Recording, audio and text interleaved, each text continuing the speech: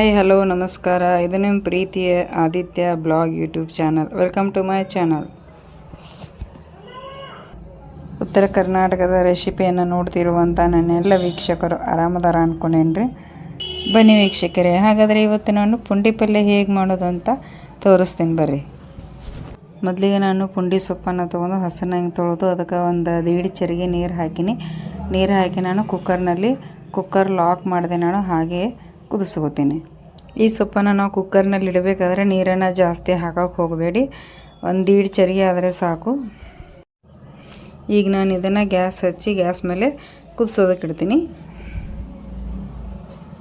ಈಗ ನೋಡಿ, ನಾನು ಕುಕ್ಕರ್ ಮುಚ್ಚಳವನ್ನು ಹಾಗೆ ಮುಚ್ಚಿನಿ, ಯಾವುದೇ ಕಾರಣಕ್ಕೂ ಲಾಕು ಮಾಡಿಲ್ಲ ಮತ್ತು ಸಿಟಿ ಕೂಡ ಹಾಕಿಲ್ಲ, ಹಾಗೆ ಕುದಿಸ್ಕೋತೀನಿ. ಈಗ ನಾನು ಇದಕ್ಕೆ ಬೇಕಾದಂಥ ಮಸಾಲೆಯನ್ನು ಮಿಕ್ಸಿಗೆ ಹಾಕೋತೀನಿ ರೀ. ಮೊದಲಿಗೆ ನಾನು ಒಂದು ಮಿಕ್ಸಿ ಜಾರನ್ನು ತೊಗೊಂಡು ಬೆಳ್ಳುಳ್ಳಿ, ಜೀರಿಗೆ ಮತ್ತು ಒಂದು 5-6 ಹಸಿಮೆಣ್ಸಿನ್ಕಾಯನ್ನು ಹಾಕ್ತಾಯಿದ್ದೀನಿ.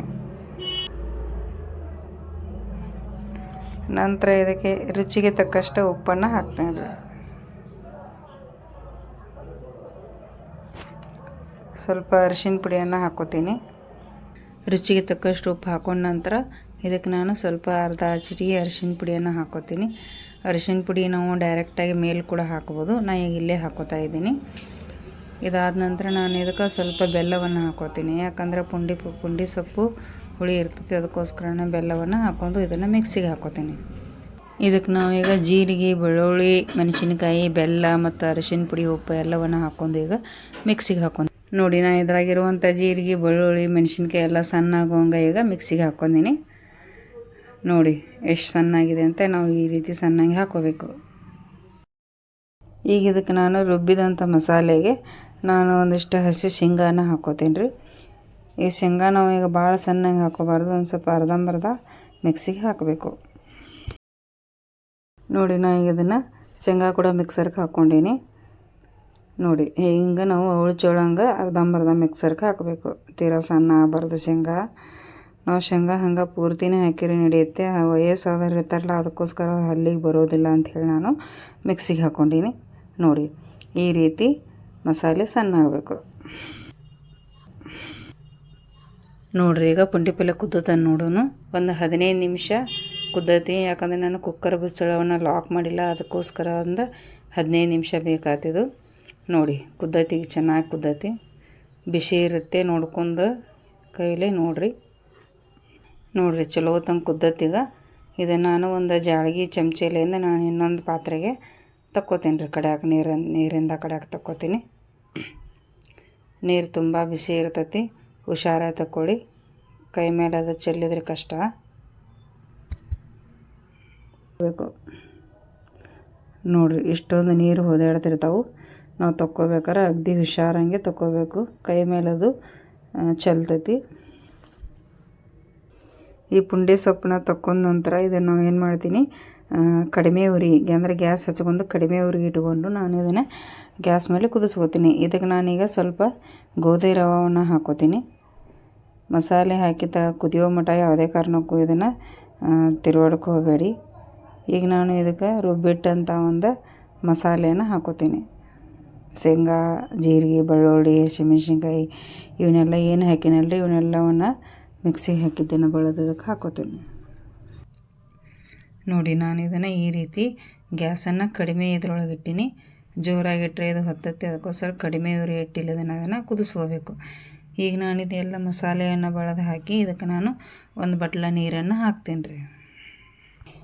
ಈ ಪಲ್ಯನ ಜಾಸ್ತಿ ಬಿಸಿ ರೊಟ್ಟಿ ಜೋಡಿ ತಿನ್ನೋಕೆ ಚೆನ್ನಾಗಿರ್ತೈತಿ. ಇದು ಒಂದು ಹಳಿ ಶೈಲಿಯ ಪಲ್ಯ, ಯಾಕಂದ್ರೆ ನಮ್ಮ ಮೊದಲಿನ ಹಿರಿಯರು ಮೊದಲಿಂದನೇ ಇದನ್ನು ಪುಂಡಿ ಪಲ್ಯನ ಮಾಡ್ಕೊತ ಬರ್ತಿದ್ರು. ಪುಂಡಿ ಪಲ್ಯ ಕೆಂಪು ಖಾರ ಇತ್ತು ತಿನ್ನೋದಕ್ಕಂದ್ರೆ ತುಂಬಾ ಚೆನ್ನಾಗಿರ್ತೈತಿ, ಟೇಸ್ಟ್ ಕೂಡ ಇರ್ತೈತಿ. ಇದಕ್ಕೆ ನಾನು ಇನ್ನೊಂದು ಅರ್ಧ ಚಮಚೆ ಉಪ್ಪನ್ನು ಹಾಕೋತೀನಿ, ಯಾಕಂದರೆ ಇದು ಪುಂಡಿ ಸೊಪ್ಪು ಹುಳಿ ಇರ್ತೈತಿ. ಹುಳಿ ಇದಕ್ಕೆ ಉಪ್ಪು, ಬೆಲ್ಲ, ಖಾರವನ್ನು ಜಾಸ್ತಿ ಹಾಕಿದರೆ ಇದ್ರಾಗಿನ ಹುಳಿ ಅಂಶ ಕಡಿಮೆ ಆಕತ್ರಿ, ಜೊತೆಗೆ ಪಲ್ಯದ ರುಚಿ ಕೂಡ ಹೆಚ್ಚಾಕತಿ. ನೋಡಿ, ನಾವು ಇದನ್ನು ಕಡಿಮೆ ಉರಿಯಲ್ಲಿ ಕುದಿಸೋಕಿಟ್ಟಿವಿ, ಎಷ್ಟು ಚೆನ್ನಾಗಿ ಕುದೀತಾ ಇದೆ. ಈಗ ನಾನು ಇದಕ್ಕೆ ಸ್ವಲ್ಪ ಎಣ್ಣೆಯನ್ನು ಹಾಕೋತೀನಿ ರೀ. ಎಣ್ಣೆ ಹಾಕ್ಕೊಂಡು ಒಂದು 5 ನಿಮಿಷ ನಾವಿನ್ನು ಸಣ್ಣಗೆ ಉರಿ ಇಟ್ಟು ಮುಚ್ಚಿ ಕುದಿಸ್ಕೋಬೇಕು. ರವೆ ಹಾಕೀವಿ, ರವೆ ಕುದಿಬೇಕಲ್ಲ ಅದಕ್ಕೋಸ್ಕರ ಕುದಿಸ್ಕೋತೀನಿ. ಇಲ್ಲಿ ರವೆ ನೀವು ಯಾವುದೇ ರವೆ ಬೇಕಾದ್ರೂ ಹಾಕ್ಬೋದು, ಗೋಧಿ ರವೆ ಅಂತಲ್ಲ, ಯಾವ್ದು ಗೊಂಜಾಳ ರವೆ, ಗೋಧಿ ರವೆ, ನೀವು ಮನೇಲಿ ಉಪ್ಪಿಟ್ಟು ರವೆ ಮಾಡ್ತಿರಲ್ಲ ಅದೇ ಉಪ್ಪಿಟ್ಟು ರವೆ ಹಾಕಿದ್ರೂ ನಡೆಯುತ್ತೆ. ನೋಡಿ ಇದೀಗ ಕುದ್ದೈತಿ ಒಂದು 5 ನಿಮಿಷ ಚೆನ್ನಾಗಿ. ನೋಡಿ ಇದ್ರೊಳಗಿನ ರವೆ ಸಹಿತ ಹಣ್ಣಂಗೆ ಕುದ್ದೈತಿ. ನಾವು ಇದನ್ನೇನು ಮಾಡ್ಬೇಕೀಗ, ಚೆನ್ನಾಗಿ ಒಂದು ಚಮಚೆ ತೊಗೊಂಡು ಜೋರಾಗಿ ಇದನ್ನು ತಿರಿಬೇಕು. ಹಿಂಗೆ ಜೋರಂಗೆ ಚಮಚೆಲೆ ತಿರುವಾಡ್ಬೇಕ್ರಿ. ಇದನ್ನು ನಾವು ಜೋರಾಗಿ ತಿರಿಯೋದ್ರಿಂದ ಬುಡಕ್ಕಿರುವಂಥ ಪುಂಡೆ ಸೊಪ್ಪು ಚೆನ್ನಾಗಿ ಒಡೆದ ಸಣ್ಣ ಆಕತ್ರಿ. ರವೆ ಜೋಡಿ ಅದೆಲ್ಲ ಸಣ್ಣಂಗೆ ಒಡೆದು ಕೂಡ್ತೈತಿ. ಆವಾಗ ಪುಂಡಿ ಪಲ್ಯ ರುಚಿ ಹೆಚ್ಚಾಕತಿ ಮತ್ತು ಪುಂಡಿ ಪಲ್ಯ ನೋಡೋದಕ್ಕೂ ಚೆನ್ನಾಗಿ ಕಾಣಿಸ್ತೈತಿ. ನೋಡಿ ಈಗ ನಾನು ಇದನ್ನು ಗ್ಯಾಸ್ ಬಂದ್ ಮಾಡ್ತೀನಿ. ಗ್ಯಾಸ್ ಬಂದ್ ಮಾಡಿ ಇದನ್ನು ಇನ್ನೊಂದು ಚೂರ ತಿರುವಾಡ್ತೀನಿ. ಮೊದಲು ಅವ್ರಿಗೆ ಇಂಥ ರುಚಿಯಾದ ಪಲ್ಯ ಇರ್ತಿತ್ತು. ಅದ್ರ ಸಂಬಂಧ ನಮ್ಮ ಹಿರಿಯರು 5-6 ರೊಟ್ಟಿ ತಿಂತಿದ್ರಂತ ಮೊದಲು. ಈಗಿನ ನಮ್ಮ ಮಕ್ಕಳು 1 ರೊಟ್ಟಿ ತಿನ್ಬೇಕಾದ್ರೂ ಒಲ್ಲೆ ಅಂತಾರೆ. ಅಂಥ ಮಕ್ಕಳಿಗೆ ಈ ರೀತಿ ಮಾಡಿಕೊಡಿ, 1 ರೊಟ್ಟಿ ಜಾಸ್ತಿನೇ ತಿಂತಾರೆ. ನೋಡಿ ಮಾಡೋದಕ್ಕೆ ತುಂಬ ಸರಳವಾದಂಥ ನಮ್ಮ ಉತ್ತರ ಕರ್ನಾಟಕದ ಆರೋಗ್ಯಕರವಾದಂಥ ಸ್ಪೆಷಲ್ ರುಚಿಕರವಾದಂಥ ಒಂದು ಪುಂಡಿ ಸೊಪ್ಪಿನ ಪಲ್ಯ ರೀ. ನೋಡಿರಿ ಪುಂಡಿ ಪಲ್ಯ ಎಷ್ಟು ಚಂದ ಕಾಣಕತ್ತೈತಿ.